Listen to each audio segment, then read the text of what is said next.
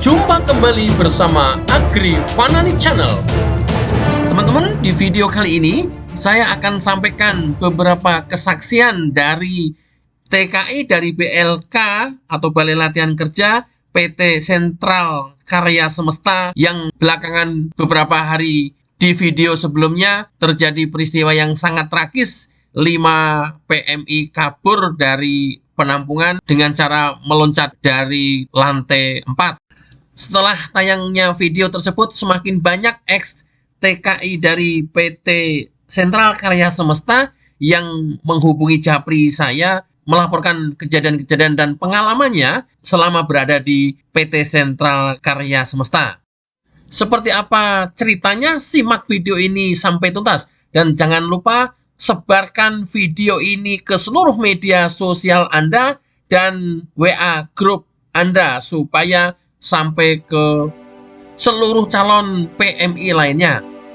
Kesaksian dari rekaman video ini, suara dan identitas sengaja kami samarkan untuk melindungi privasi mereka.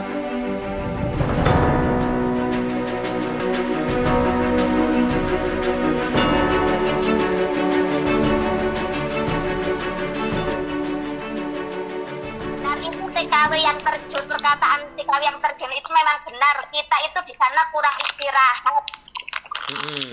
Dari jam 3:30 pagi ya ada kegiatan, baru istirahat jam 10 malam. Ya. Baru bisa istirahat. Ya. Ya, hanya Pak Beni yang bisa dipercaya itu. Yang selainnya mah kita masih meragukan.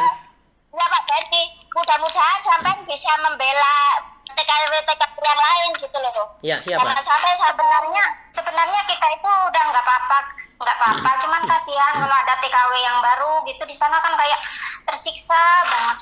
Itu apalagi staf-stafnya nggak, perlakuannya nggak baik sama TKW, makanya itu yang bikin TKW nggak kuat itu dia. Itu kalau udah bicara ya Allah. Itu Pak Dani yang pertama kali nyitak itu yang bukain pintu itu supir itu songong banget itu yang namanya Pak Udin itu. Ya Allah. Sampai lihat itu apa Pak Dani yang pertama kali datang buka ke pintu gerbang itu kan ada laki-laki yang buka pintu itu. Iya. Itu supir paling songong. Iya. Ya Allah. Oh, Kak, waktu itu Kakak di sana berapa bulan, Kak? Ya Allah. 3 bulan, Mbak. Berapa bulan? Kalau saya 6 bulan. 6 bulan. Tapi kalau saya sebenarnya 6 bulan. Terus ya saya itu medical pertama 6 bulan, Mbak. Semuanya berapa bulan gitu loh. Enggak sebenarnya kan saya 6 bulan mau berangkat sih. Kan medical pertama nggak ada masalah, kedua nggak ada masalah. Medical akhir tuh kok saya kok banyak penyakit gitu loh. Jadi saya ditunda berobat dulu. 8 bulan ya. Kalau saya 6 bulan. Saya jadi 8 bulan. Tentang pemotongan gaji, Kak. Gaji dipotong berapa? Saya dipotong 10 kali. Kalau saya 10 kali pemotongan. Lah tanya sama saya. Enggak tahu. Aku 9. Kok beda? 10 kali pemotongan. Beda-beda ya. Yang di keterangan Pak Beni itu 8 kali itu. Aku tuh nggak tahu. Aku kan tadinya dari PT juga kan nggak tahu potongan segini kan nggak tahu. Kan tahunya udah di sini. Kan perjanjian kerja itu kan nggak megang, nggak tahu. Potongan berapa juga nggak tahu. Ya. Saya yang perjanjian itu juga belum sempat tapi saya punya duplikatnya di anak saya. Perjanjian kontrak itu loh. Punya saya dan fotokopi di belakang anak saya. Tapi rata-rata semua nggak ada yang punya PK diambil.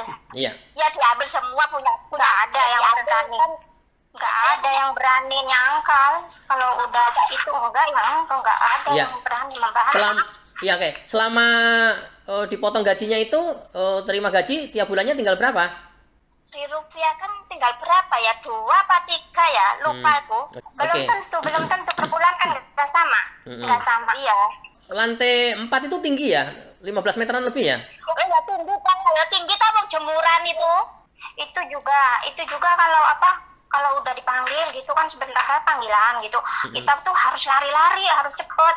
Kalau lambat sedikit aja udah marah-marah melotot. Yang tersiksa para TKW itu mungkin karena pelakuan jam 8 pagi itu ya. Kan ada briefing. Itu ntar TKW noleh sedikit ke samping aja udah katanya melawan gitu, udah marah-marah.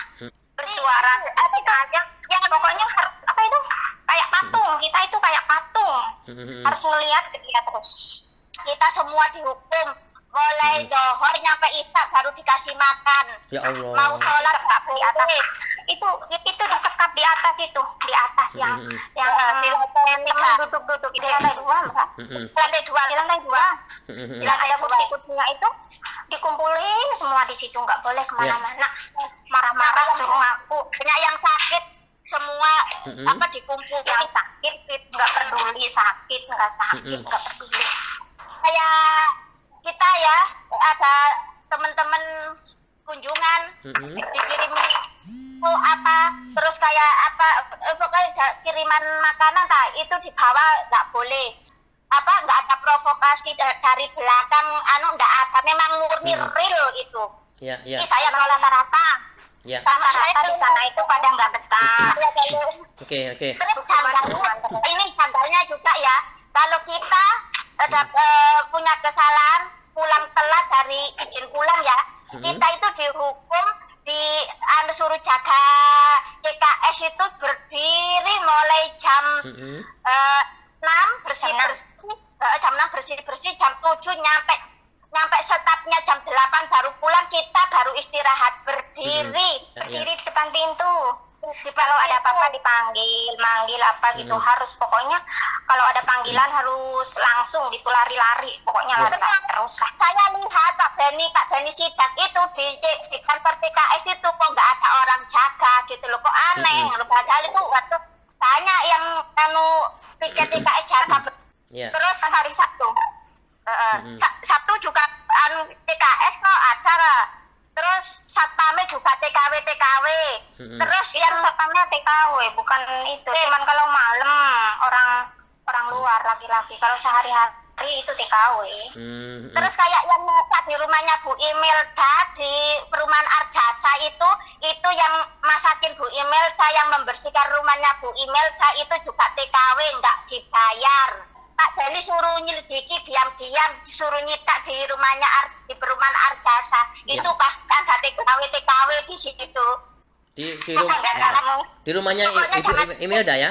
Iya, pokoknya jangan sampai bocor. Kalau bocor ya disembunyikan. Iya. Oke Kak, ada yang disampaikan lagi Kak? Ini nanti saya pastikan ini saya sampaikan ke Pak Beni. Karena ya harapan kita satu-satunya cuma ke Pak Beni yang memang tegas. Kalau yang lainnya mah saya ragu-ragu. Iya, kita kan ngomong yang sebenarnya, nggak ada bohong-bohongnya, itu semua jujur 100%. Ya, tidak hanya Kakak, banyak banget yang ngubungin saya memberikan kesaksian yang sama. Jadi lebih kuat lagi. Oke. Biar sampean percaya kalau kita ini nggak mengada-ada. Iya. Boleh. Enggak. Bu, sama Bu, ini yang buat kesaksian di PT Bu. Halo Ibu saya Agri Fanani Bu dari channel YouTube. Pernah lihat ya? Pernah, ya, pernah lihat. Ya Ibu, ya Ibu, alumni PT CKS ya? Bisa cerita Bu, waktu masih di PT CKS seperti yang di berita yang sekarang, karena ada kejadian yang menurut saya tragis ya, teman-teman karena nggak betah, karena nggak kuat, loncat dari lantai 4. Ada cerita Ibu waktu Ibu di sana dulu? Silakan Ibu. Kalau saya pribadi Pak, sebenarnya jauh dari keluarga, nahan perilaku dari staf lah intinya ya. Nggak tahu kalau dari pihak yang punya PT pribadi mungkin dia nggak tahu tetap gimana. Intinya memperlakukan kami tata caranya dengan cara yang serba.